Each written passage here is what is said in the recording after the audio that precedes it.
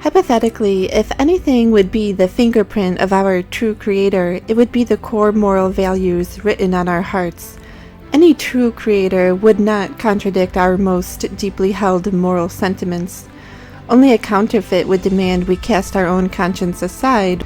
After all, isn't discarding our own conscience the very definition of immorality? Hi everyone, this is Becca with Faith Exposed. Thank you for joining me. And today I really want to talk about the topic of morality, especially through the lens of some pretty concerning assertions that were made by a Christian apologist named Frank Turek.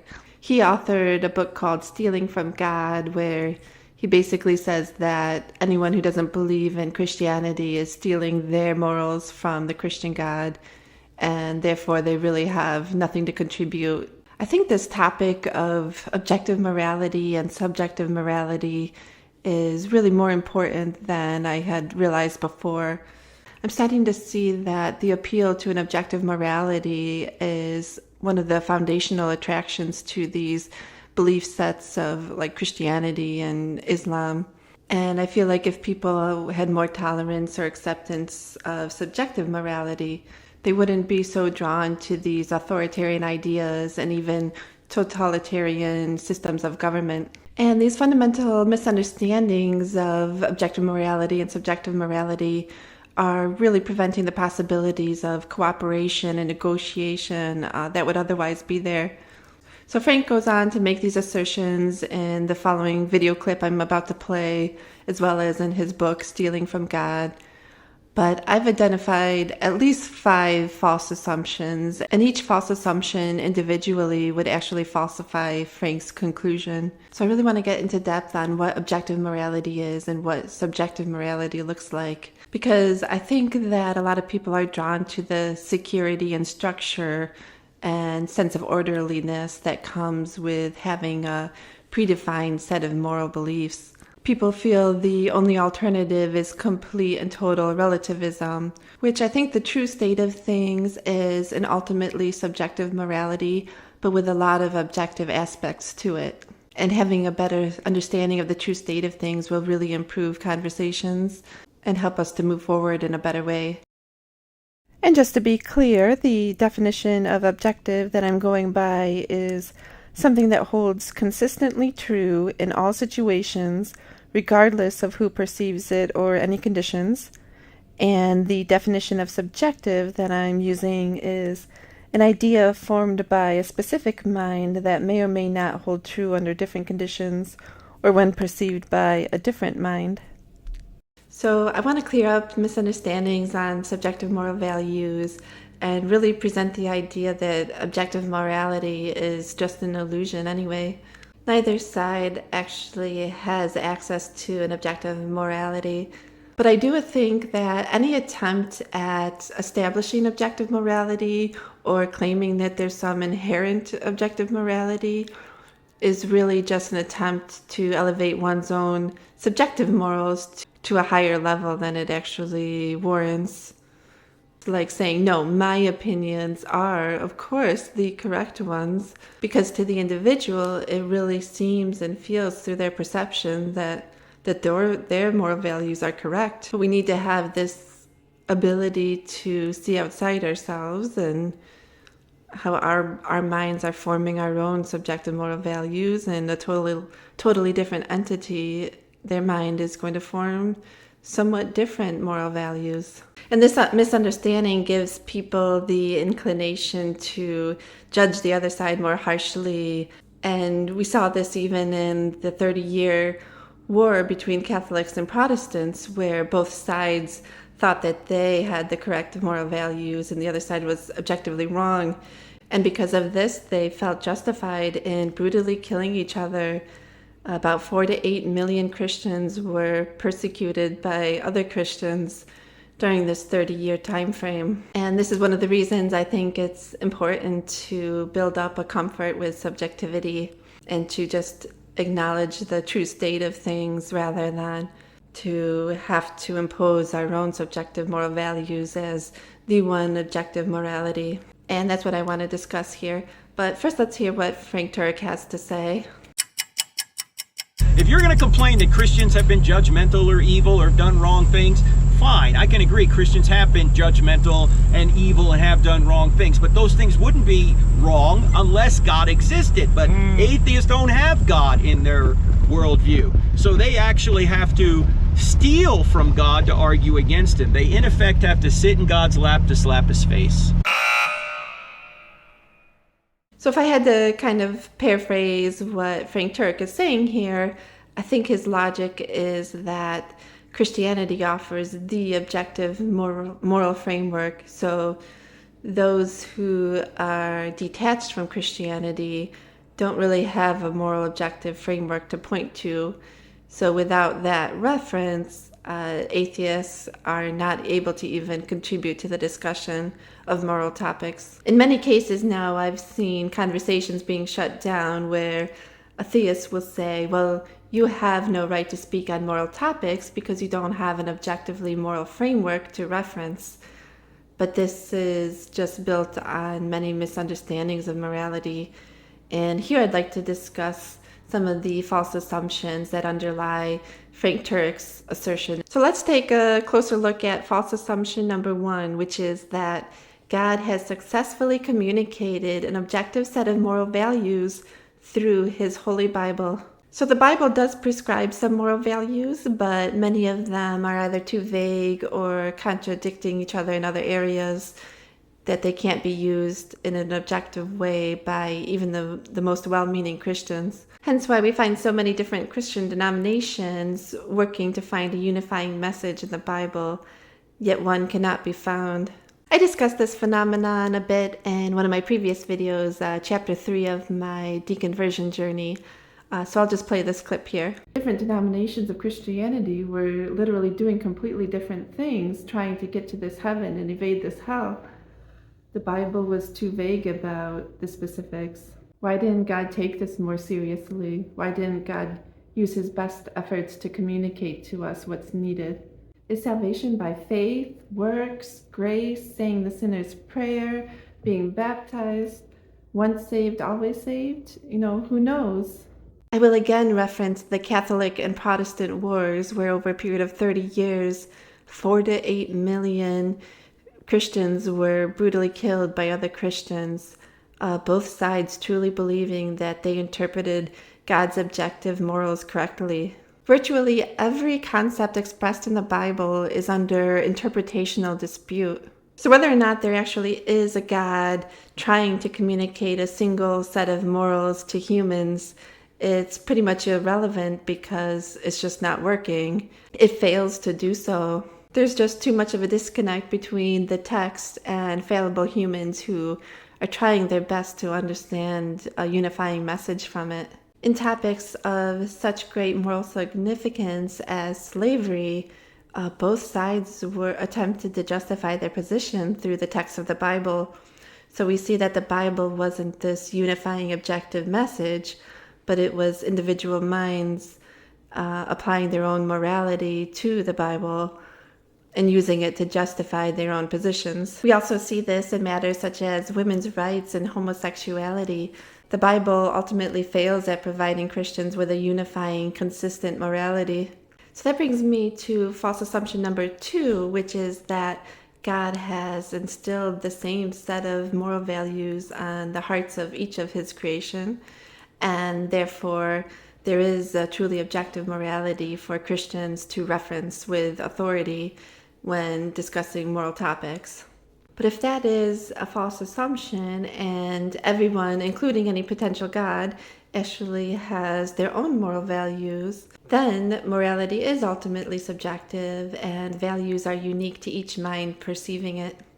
Most evangelicals, like Frank, subscribe to a philosophy called divine command theory, which at least provides the illusion of an objective morality. Let's hear a description from a YouTuber who did a really great job at describing it. What is divine command theory? According to the philosopher and divine command theorist John Hare, it is the view that what makes something morally wrong is that God forbids it, and what makes something morally right is that God requires it. There are 3 main components in that description. 1, divine commands. 2, moral obligations. and 3, a relation between the two.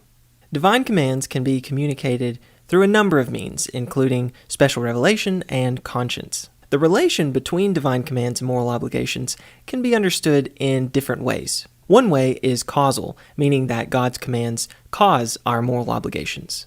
A second way is constitutive, meaning that God's commands constitute or ground our moral obligations. A third way is one of identity, meaning that God's commands are identical to our moral obligations. One final point needs to be made. Contemporary defenders of divine command theory do not say that God's commands make something morally good. One can have a different account of moral value.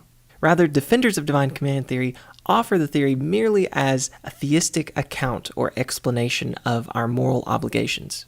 So what he's saying is that the older school of thought regarding divine command theory was that God has instilled the same set of morals on each person.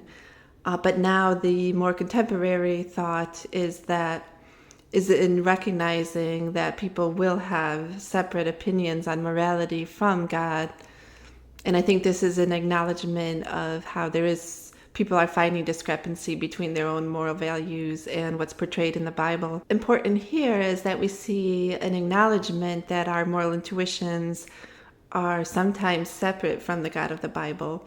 We're able to see something he does and it triggers our conscience. Since our values are not by necessity equal to God's, this indicates that each party has a separate set of inner core moral values. So through this contemporary perspective of divine command theory, all the values are still subjective to the mind perceiving it, except that we're commanded to actually disregard our own moral values and instead adopt this foreign set that's imposed on us by Christianity.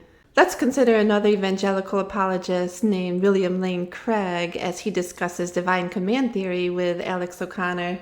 Entirely understandable why one would be troubled by this. I remember when I first heard Philip Quinn, a philosopher at the University of Notre Dame, speak on divine command morality and these cases in the Old Testament. It made me feel terribly uncomfortable. It is very difficult.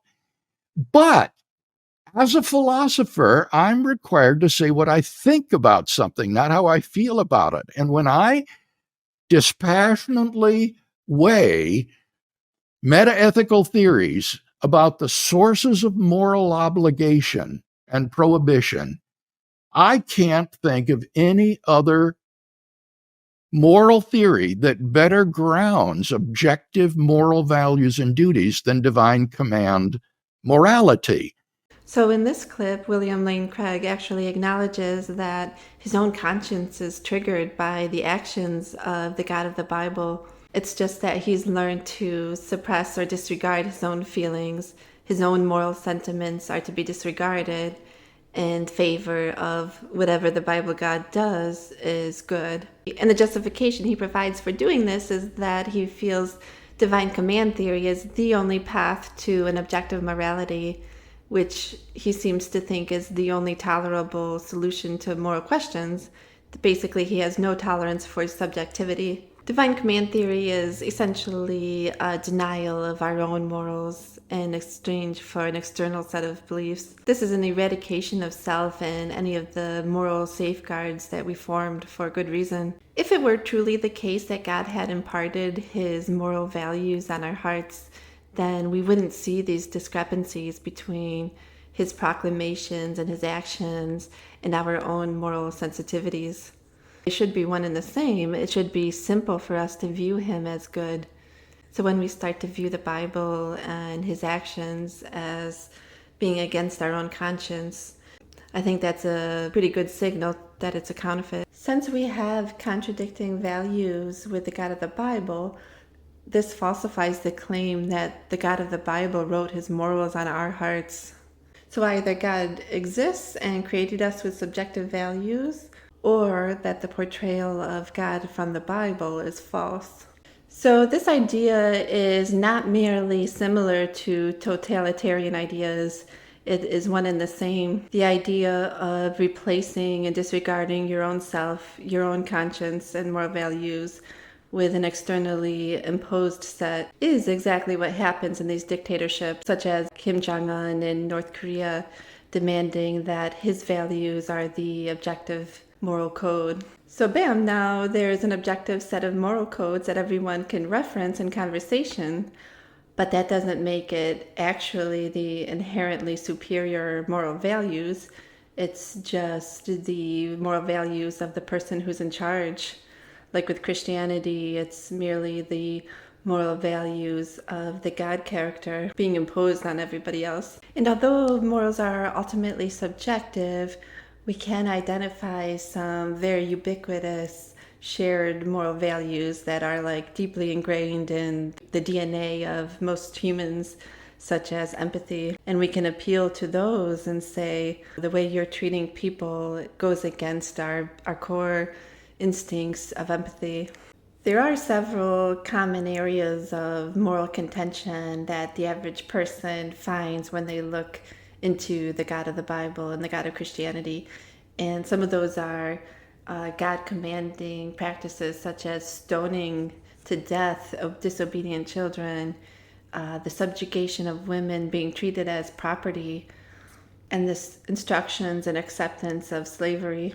The New Testament also presents some ideas that we would find deeply immoral, such as eternal punishment for finite offenses, prioritizing God and religion over a family, including our own children who are completely dependent on us. And we even see God punishing unrelated parties for the crimes of someone else, such as original sin, where women are given very painful birth as the result of Eve's sin. And we see many occurrences of this throughout the Bible. Some other ideas that I have trouble with is that belief without evidence is a virtue, and also that it's healthy to fear those who we love.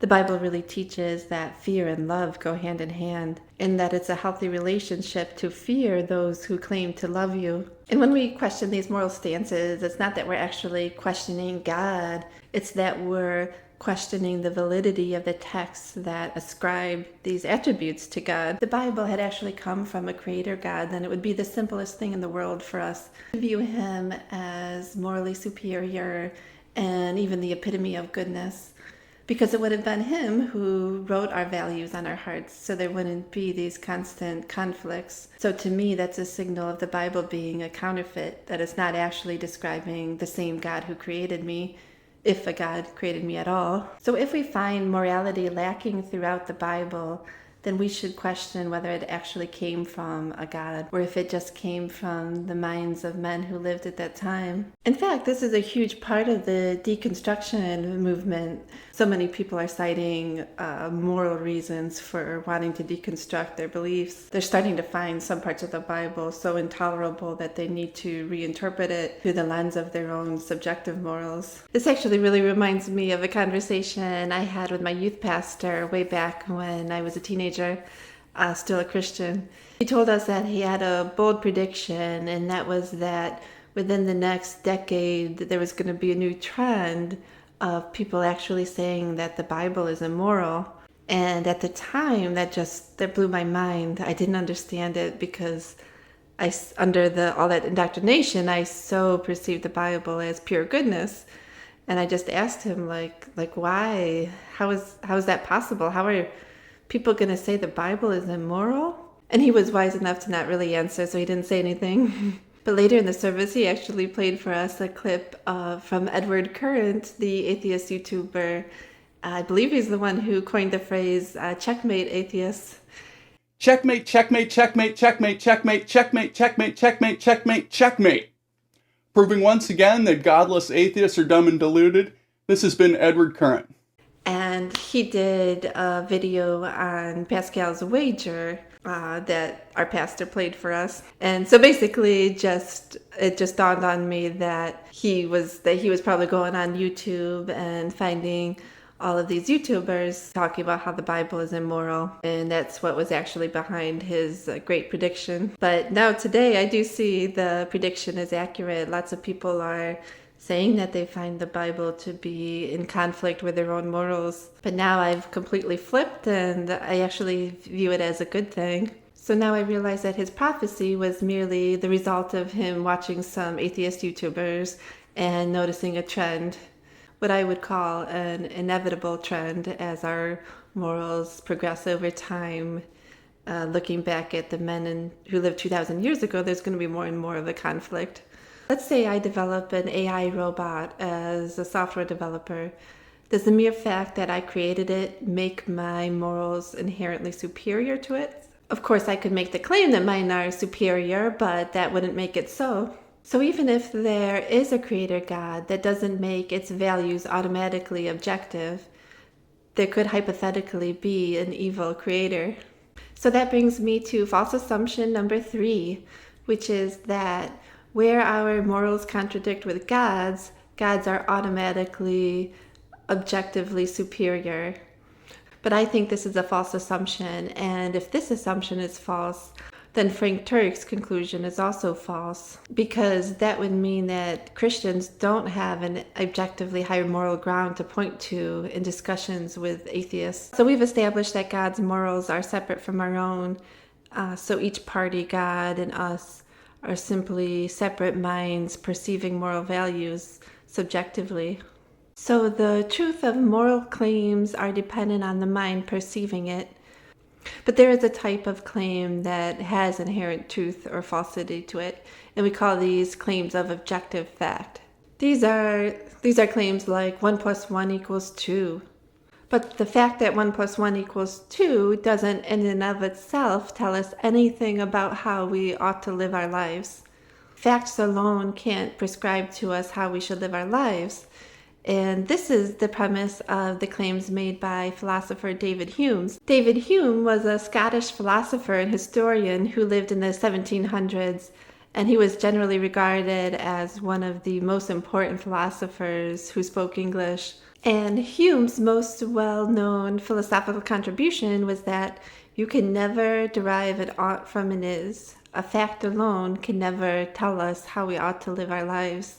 And this understanding alone grants us so much freedom, because it means that a dictator can't come along and say that we need to live our lives a certain way, because there is no inherent objective path. Moral values answer the question, how should I live my life? Whereas objective fact claims answer the question, what is the true state of things in the universe? One is subjective and one is objective. One has inherent truth and the other is open to the mind perceiving it.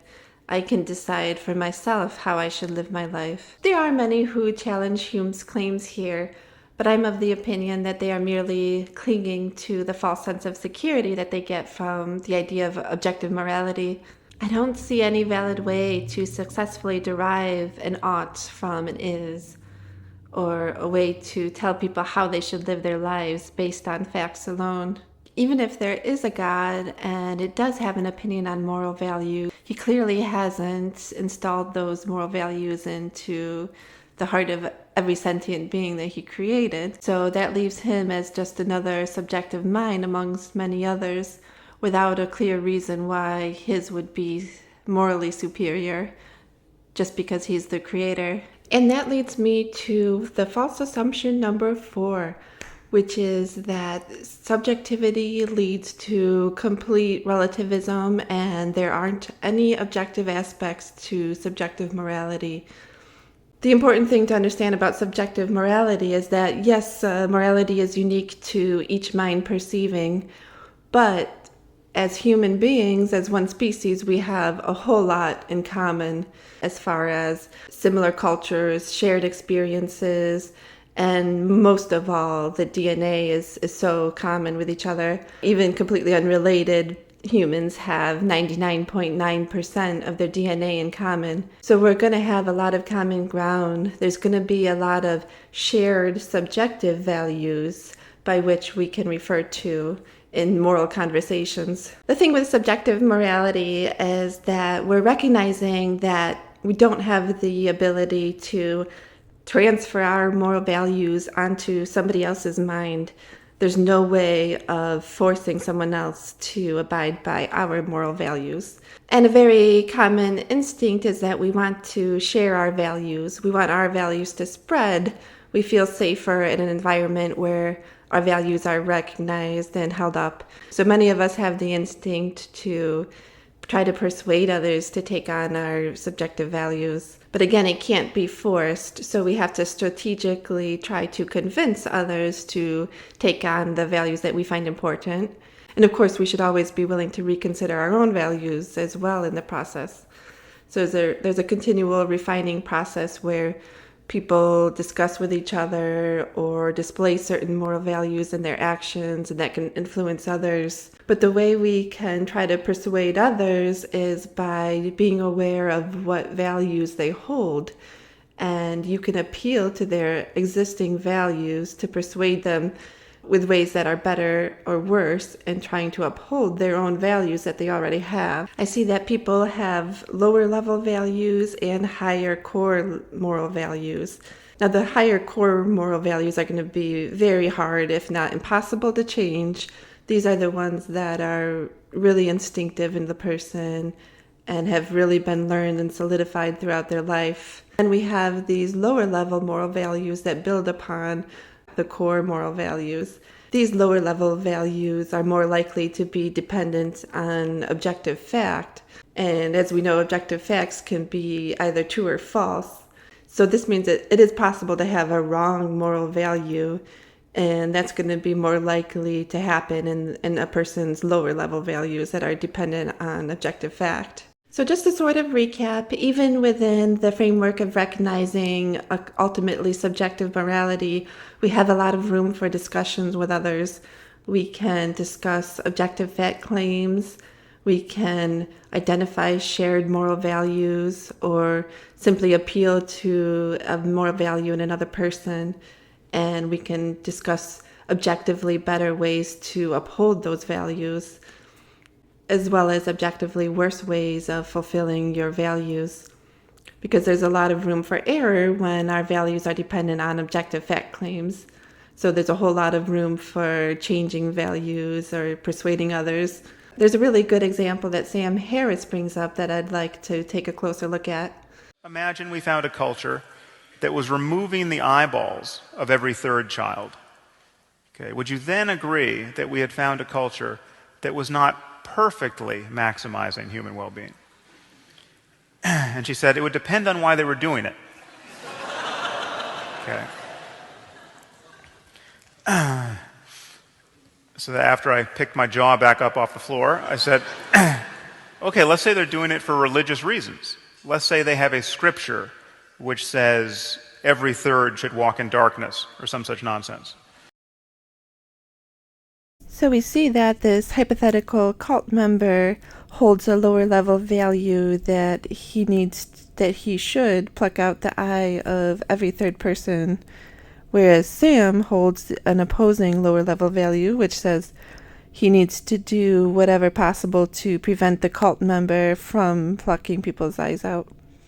We can see that they both have an underlying shared moral value, which is that the suffering of sentient beings should be avoided unless necessary. What's different and is causing them both to have opposing lower-level values is their objective fact beliefs, so what they believe to be true about the universe. Sam, on one hand, does not believe any God exists, whereas this cult member believes God exists, but also believes that God wants every third person to live in blindness. Where there is room for discussion is that Sam can challenge the objective fact beliefs because these can be objectively true or false, and if Sam can prove that either God doesn't exist or God wants every third to live in blindness are false, then they would both be left with just the same high-level value, which is suffering of sentient beings should be avoided. And then they would be in agreement, and neither party would feel it's necessary to pluck people's eyes out. And I think this example Sam provides is actually pretty symbolic for things that are really happening. across the world, people are doing harmful things because of their religious beliefs.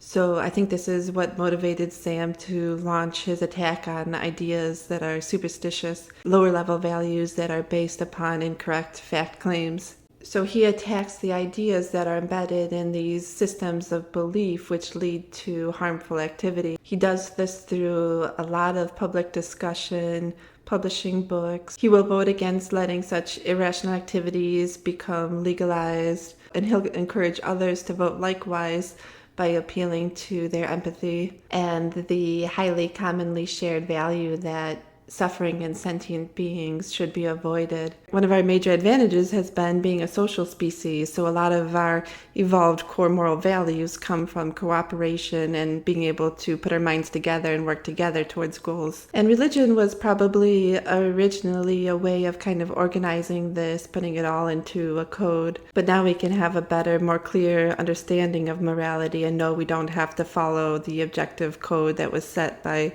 people who lived 2,000 years ago, because it really hinders progress to have their ideas constantly overriding our progression. We also evolved with a lot of strong tribal instincts of wanting to protect our tribe and our family members, even at the expense of our own well-being. But I think with cognitive advancements, many people are being able to establish their tribe as the entire planet or just sentient beings in general are all part of our tribe that we want to protect. We don't want to see harm or suffering on any sentient beings, especially if it's just completely unnecessary. So these highly shared subjective values that are very common among our species are pretty much as close as it gets to an objective morality. It's still ultimately subjective, but there's a lot of objectivity there to work with. I can appeal to the existing values in others, especially when it's a shared value that we both have. How do we best alleviate suffering in sentient beings? And there are objective ways of reaching this goal, and there are objectively worse ways of achieving this goal. And a lot of our lower level moral values are hinged upon false objective fact claims. Our core moral values are at the highest level, and these are going to be the ones that really can't be changed. These are our values which evolved in us, so they're in our DNA, they exist in us from birth. So one example would be empathy for other sentient beings. We feel bad when we see suffering in others, and we can feel joy when others are feeling joy. Another similar one would be reciprocity. When somebody else does something for you, when someone else does something for you, you often feel a strong inclination to reciprocate, to give something back to them. And I think another core moral value may be in misleading others. You feel like there's something wrong when your words don't match up with your actions. People are going to hold these moral values to different extents, but it's there to some degree in almost everybody. External agents can cause us to suppress our core moral values. For example, I felt strongly that Christianity caused me to suppress my moral values of empathy for others, and this is one of the harms I really see in the religion.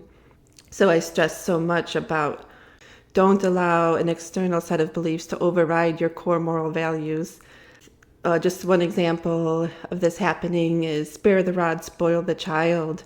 I think many parents feel wrong about physically harming their children, but they do it anyways because the belief system has overridden their own values. So this is a huge harm with religion that I see. It's like, yeah, you're getting this illusion of an objective morality that makes you feel safer, but it's not safer because it's actually overriding and suppressing your very important core moral values. So let's take, for example, Frank himself.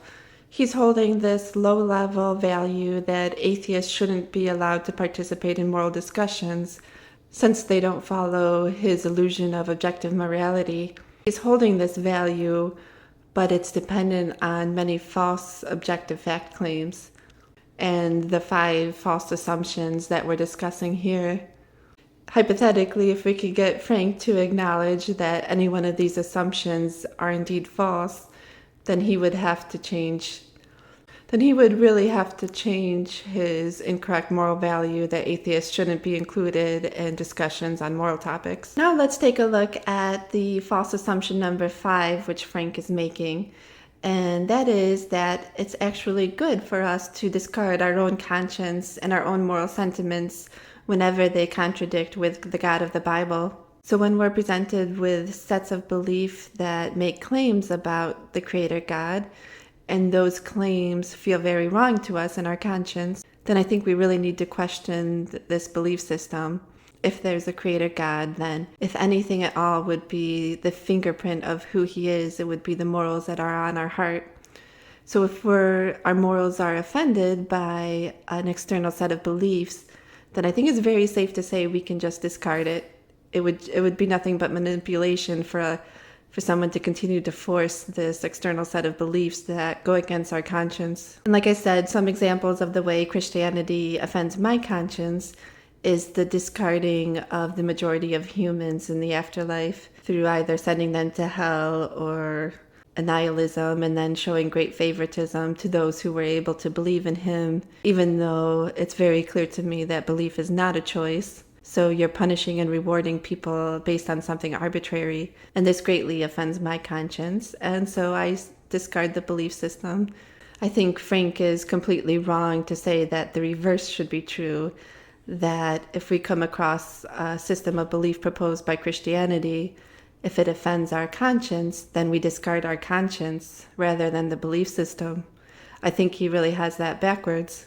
Having an external set of moral values imposed on us overrides our own personal conscience, which has been constructed and derived from our own unique experiences and the lessons that we've learned in life. Some of these lessons have been very hard learned, and we shouldn't just discard them when someone tries to impose a new set of values on us. The allowance of subjective moral judgment is pivotal to happiness and autonomy, and it encourages negotiation and cooperation. Giving people space and trust to have their own identity and their own opinions leads to more safety and protection than trying to abide by the illusion of an objective morality. Atheists could absolutely be included in the marketplace of moral ideas. If we can find and appeal to each other's shared moral values, then even atheists and theists can have shared discussions on topics of morality. Specific ideas can and should be discussed, debated, and sometimes we find people hold beliefs that are entirely born through manipulation from a third party, and they're not really standing on any core moral value or even objective fact claim. People are usually much more than just their religious beliefs or lack thereof.